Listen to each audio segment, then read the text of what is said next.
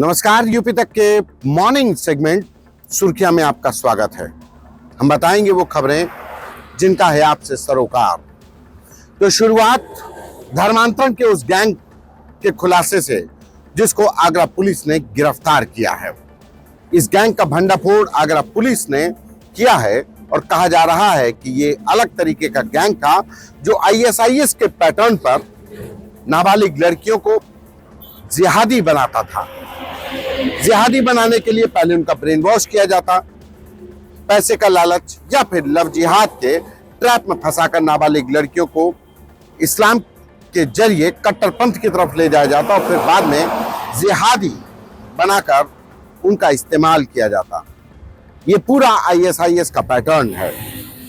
इस गैंग की फंडिंग के तार कनाडा, लंदन, अमेरिका के साथ साथ पाकिस्तान के आतंकी संगठन लश्कर से भी जुड़े हैं। पीएफआई, एसडीपीआई के साथ साथ इसमें पकड़े गए लोग लश्कर के हैंडलर्स के सीधे संपर्क में थे और इस पूरे गैंग को चलाने वाली या कहा जाए कि फंड मैनेजमेंट करने का काम गोवा से गिरफ्तार की गई एक महिला आयशा कर रही थी। 10 लोग गिरफ्तार किए गए हैं। आगरा पुलिस का दावा है कि अभी और भी गिरफ्तारियां होंगी। उत्तर प्रदेश समेत 10 लोग गिरफ्तार किए गए हैं। 6 राज्यों से 11 ठिकानों पर छापेमारी की गई और जिसमें से 10 लोगों की गिरफ्तारी है और अभी ये गिरफ्तारी का सिलसिला और चलेगा। सोशल मीडिया पर इस गैंग के द्वारा जो पोस्ट डाली गई वो बेहद खतरनाक मंसूबों को दर्शा रही हैं। आगरा की साइबर सेल के द्वारा इस पूरे गैंग को क्रैक किया गया और जिसकी शुरुआत हुई 2 बहनों के लापता होने से। आगरा पुलिस ने एक एनसीआर पर जब तफ्तीश शुरू की तो उसका कनेक्शन कश्मीर से निकला और कश्मीर से कनेक्शन फैला तो आईएसआईएस के पैटर्न पर जाकर अटक गया। कमान आगरा के पुलिस कमिश्नर दीपक कुमार ने संभाली और जिसके बाद नतीजा हुआ धर्मांतरण का ऐसा गैंग गिरफ्तार जो आईएसआईएस के पैटर्न पर नाबालिग लड़कियों को धर्मांतरित कराता और फिर उनको जिहादी बना रहा था। इस गैंग के बाद अब बात उत्तर प्रदेश की सियासत की। उत्तर प्रदेश सरकार में उद्यान मंत्री हैं दिनेश प्रताप सिंह। हाँ, कांग्रेस के गढ़ रायबरेली वाले दिनेश प्रताप सिंह जो वर्तमान सरकार में उद्यान मंत्री हैं, लेकिन इस समय दिनेश प्रताप सिंह मन से आहत हैं, बड़े दुखी चल रहे हैं। उन्होंने फेसबुक पर एक पोस्ट लिखी कि मैं नालायक हूं। एक तरीके से पीड़ा दिखाई।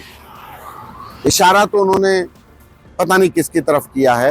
दरअसल दिनेश प्रताप सिंह जब भी कोई सोशल मीडिया पर पोस्ट लिखते हैं, वो चूंकि लंबे समय तक कांग्रेस के एक बड़े नेता रहे, कांग्रेस पार्टी में रहे और जब राहुल गांधी और गांधी परिवार पर दिनेश प्रताप सिंह जब भी कोई कटाक्ष करते तो रायबरेली के या पूरे प्रदेश के जो कांग्रेसी कार्यकर्ता हैं, जो लोग हैं, वो दिनेश प्रताप सिंह पर सोशल मीडिया के उन अकाउंट्स पर अटैक करते हैं, उनको घेरते हैं।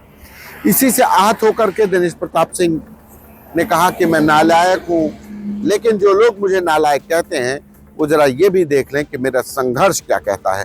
लबो लुआब उनके फेसबुक पर जो उन्होंने लिखा यही था कि मैंने बीडीसी के चुनाव से लेकर के विधायकी तक का चुनाव लड़ा। जिस देश के गांधी परिवार ने 4 प्रधानमंत्री दिए, मैंने उस गांधी परिवार के खिलाफ चुनाव लड़ा। रायबरेली में दरअसल बीजेपी के अंदर कुछ खटबदाहट चल रही है, उथल पुथल मची हुई है। उथल पुथल इसलिए क्योंकि रायबरेली में जो राजनीति के अलग अलग ध्रुव थे वो अब एक साथ एक पार्टी में हैं और वहां पे 3 ध्रुव, एक दिनेश प्रताप सिंह का गुट, तीसरा अदिति सिंह का गुट और एक तीसरा जो गुट है दूसरा अदिति सिंह का, तीसरे हैं मनोज पांडे।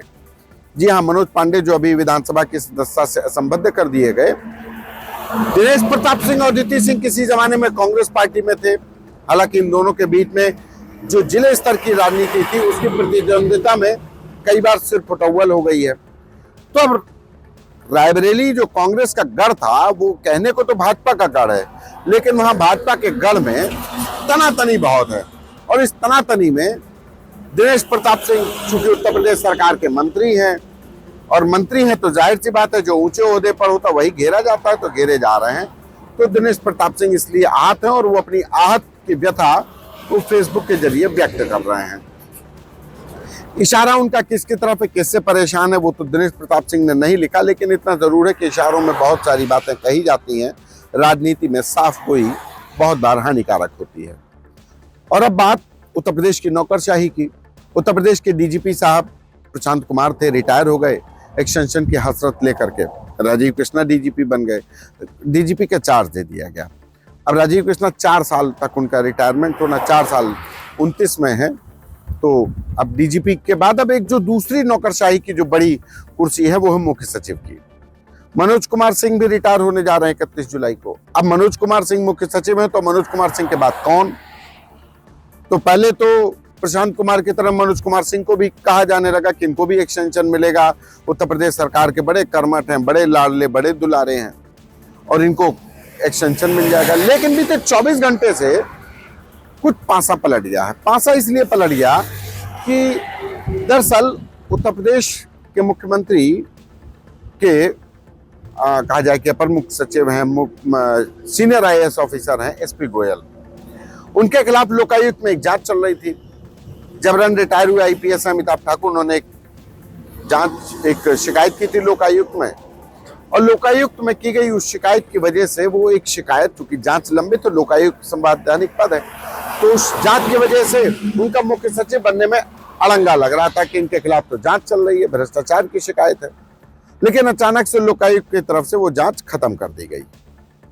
अब वो जांच खत्म हो गई तो एसपी गोयल का रास्ता प्रशस्त। अब एसपी गोयल में कौन सी बुराई रह गई? तो अब एसपी गोयल मुख्य सचिव बनने की रेस में सबसे आगे हैं और सबसे प्रबल हैं और सबसे ताकतवर हैं। ताकत आप इसी से समझ लीजिए कि एसपी गोयल मुख्यमंत्री के प्रमुख सचिव हैं, सब कुछ है। कहा जाए कि दिमाग उत्तर प्रदेश की नौकरशाही एसपी गोयल के ही इर्द गिर्द घूमते हैं। मुख्यमंत्री जो नौकरशाही को लेकर किसी अधिकारी का परसेप्शन कैसा है, क्या कुछ है, तमाम बातें, वो सब एसपी गोयल बीते कई सालों से, 7 साल से, जब से 2017 के बाद से, तो एसपी गोयल ताकत में हैं, प्रमुख सचिव मुख्यमंत्री हैं, तो उसके लिहाज से वो उनके साथ में है। मुख्य सचिव के में आ गए हैं, तब एसपी गोयल इस मुख्य सचिव की रेस में सबसे आगे हैं। मनोज कुमार सिंह के एक्सटेंशन की जो बातें चल रही थी उसमें एसपी गोयल को मिली लोकायुक्त की जांच के क्लीन चिट। अब उनके एक्सटेंशन को दरकिनार करके एसपी गोयल को मुख्य सचिव के पद का प्रबल दावेदार माना जा रहा है। बहरहाल सच्चाई बस 10 दिन और 10 दिन में साफ हो जाएगी कि कौन बनेगा मुख्य सचिव उत्तर प्रदेश की नौकरशाही के सबसे बड़ा आला हुक्मरान। तो यूपी तक में आज इतना ही। दीजिए मुझे इजाजत, नमस्कार।